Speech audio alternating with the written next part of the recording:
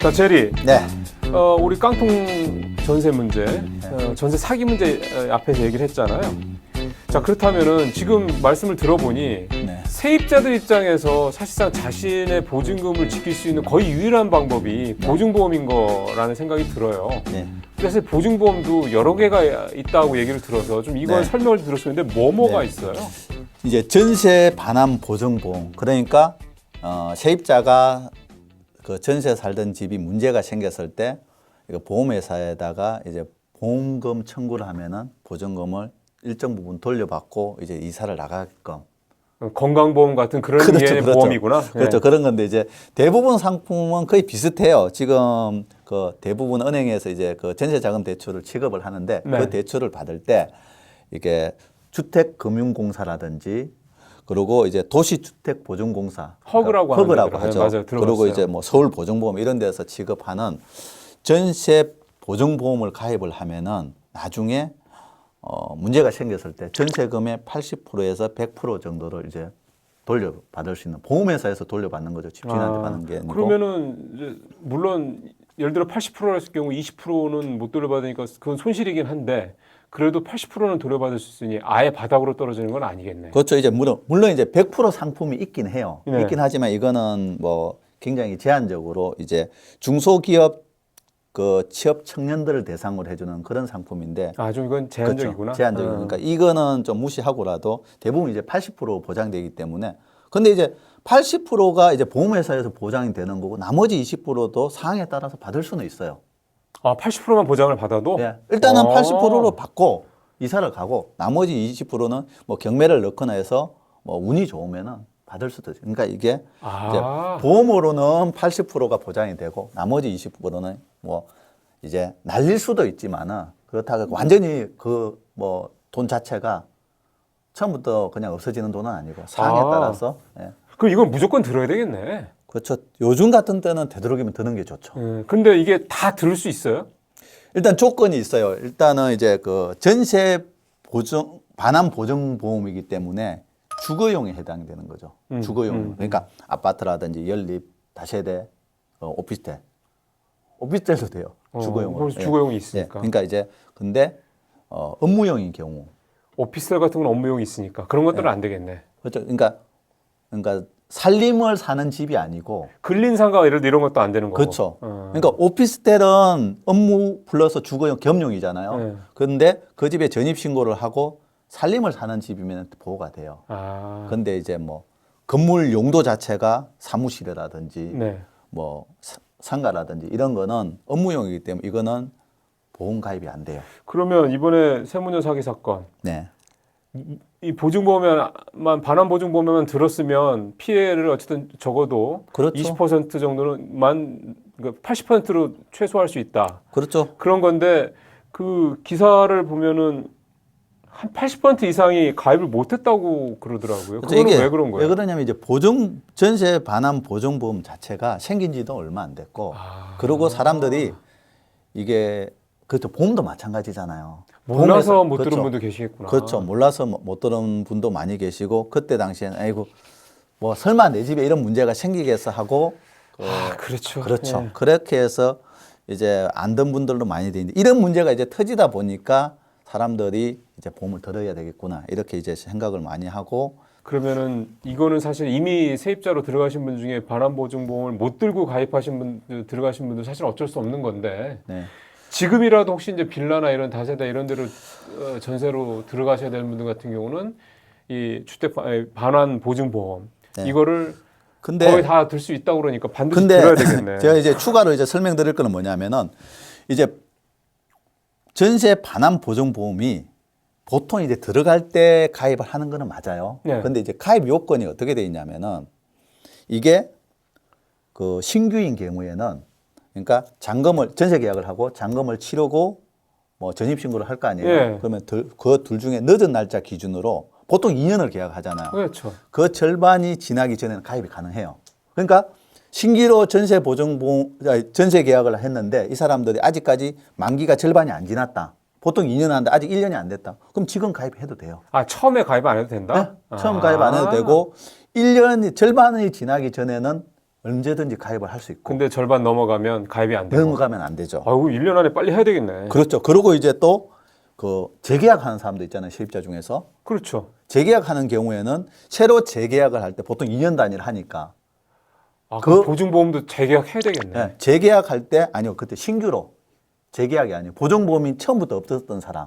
아, 그러니까 처음부터 자기가 몰라서 보증보험 가입을 안 했거나 그냥 뭐 괜찮겠지 하고 안 했는데 요즘 워낙 분위기가 지금 심상치 않으니까 기존에 살던 집에서 다시 전세 주인하고 다시 계약서를 써서 2년 더 사는 경우에 이런 경우에도 새로 이제 갱신이지만 갱신을 한 거지만 새로운 이제 계약으로 봐서 전세 기간이 1년이 지나지 않으면은 그것도 보증보험 가입해요. 그러니까 지금 꼭 이게 신규로 그러니까 새로 어디 이사를 가면서 전세 계약을 해야만이 그 보증보험 가입이 되는 건 아니고 이미 살고 있는 사람도. 살고 있는데도 전세 기간이 1년이 안 지났거나 그리고 갱신을 하는 경우에도 그 갱신하고 나서 1년이 지나기 전에는 그러니까 전체 계약 기간의 절반이 지나기 전에는 언제든지 가입을 할 수 있기 때문에 좀 불안하신 분들은 당장 내일이라도 그러면 가입을 하시면 되죠.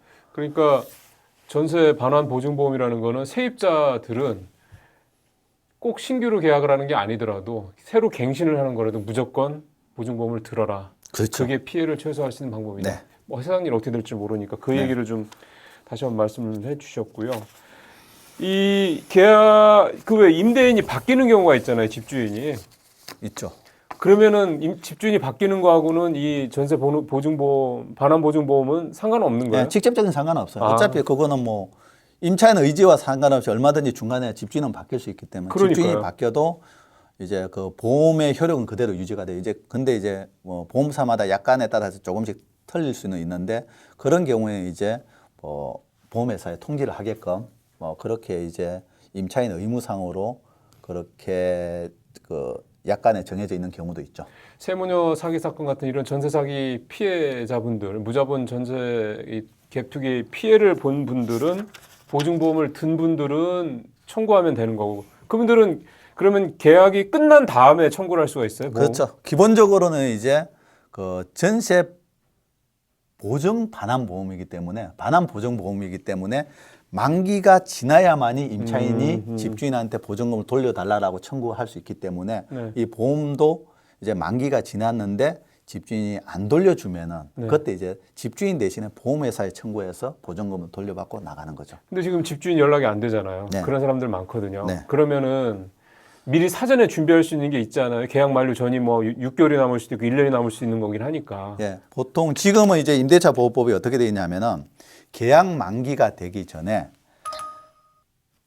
6개월에서 2개월 사이에 아, 네. 6개월은 일단 6개월 안쪽으로만 나오면 이제 바로 연락하면 되겠구나. 그렇죠. 6개월 정도 남았을 때 좀 집주인이 연락이 잘 안 될 것 같고 불안하다 그러면 6개월 남았을 때 여유 있게 좀 미리 통지를 내용 증명이라든지 이렇게 통지를 해서 자기가 이제 이사를 나가겠다. 재계약을 할 의사가 없다. 없다. 재계 그 준비를 해달라 이런 식으로 통지를 하는 게 좋겠죠. 6개월만 지나면은 6개월 이내로만 나오면은 무조건 연락해서 그렇죠. 연락이 되면 사실은 큰 걱정은 안 하는데 연락이 안 될 경우에는 조금 조바심이 생길 수 있겠네. 그렇죠. 그러니까 그게 이제 6개월에서 2개월까지니까. 네. 그러니까 근데 그런 통지가 없는 상태에서 만기가 지나버리면 자동 갱신이 돼요. 그러면은 이제 그때는 집주인한테 이제 돌려달라는 얘기를 하고 해지 통보를 하고 돈을 받고 나오는데 시간이 좀 더 걸릴 더 수 걸릴 있어요. 수 있는 거니까. 그러니까 미리 이제 미리 준비를 하셔야 준비를 되는 해서 거네. 통지를 해놓는 게 좋다. 그럼 이렇게. 어떻게 해요? 뭐 전화 안 받을 거고. 그러면 그러니까- 뭐 문서를 뭐 보내고 그래야 되는 거죠. 그러니까 뭐 전화를 해서 서로 협의를 해서 충분히 이제 협조를 해서 이사 나오고 하면 문제가 없는데 이제 문제가 되고 있는 집들이 집주인하고 연락이 자체가 안 되는 집들이 많아요. 그러니까요. 예. 그런 집들은 일단은 나중에 이제 법적인 대응을 해야 되는 가능성이 많기 때문에 일단은 통지를 할 때도 약간 법적인 요건에 맞춰서 뭐 내용 증명 같은 그렇죠. 거. 가장 대표적인 게 내용 증명인데 그 집주인이 이제 연락이 안 되면 이제 내용 증명을 어디로 보내야 맞아요. 되냐 이 어디다 부분에 보내요? 대해서도 이제 사람들이 많이 이제 헷갈려 하는데 그거는 크게 어렵진 않아요. 어떻게 하냐면은 어찌됐건 그 집 등기부등본을 띄면은 그 지금 살든 살지 않든 그 사람의 주소가 나와요. 임대인 주소가 그렇죠. 나오죠. 그 주소지로 내용 증명을 보내면 돼요. 그러면 그게 기록물이 내용 증명 그 원본 네. 그거는 보내잖아요. 그렇죠. 그러면 사본을 내가 갖고 있으면 된다? 그러니까 이제 내용 증명이라는 거는 그러니까 공적인 기관, 그러니까 우체국에서 언제 이러한 내용의 서류를 보낸 적이 있다라는 것을 우체국에서 증명을 하는 거거든요. 그러니까 이제 계약 해지 통보. 그러니까 집주인한테 세입자가 우편으로 보내겠죠. 보내는데 보통 이제 내용 증명은 세부를 같은 내용 세부를 작성을 해요. 그러니까 계약 만기가 돼서 이제 저는 더 이상 계약 연장할 의사가 없고 이사를 나갈 테니까 보전금을 돌려줄 준비를 해주시오.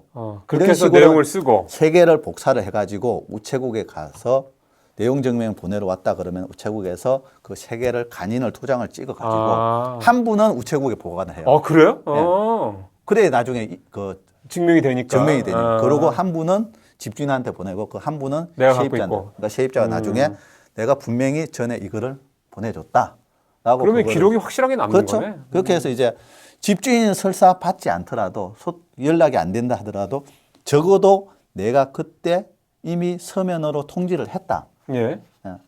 라는 흔적이 남아있기 때문에 그것만 가지고도 나중에 뭐 경매 신청이라든지 전세금 반환 청구 소송을 하는 데는 일단은 지장은 없어요. 예. 그러니까 전화 연락이 안 된다고 해서 너무 발을 동동 구를 필요가 없고 그렇게 내용 증명을 보내시면 돼요. 알겠습니다. 지금까지 이 반환 보증보험 어떤 것들이 있고 이걸 어떻게 활용하면 될지에 대한 그 팁을 재료로부터 좀 들어봤습니다. 수고했습니다. 네, 고맙습니다.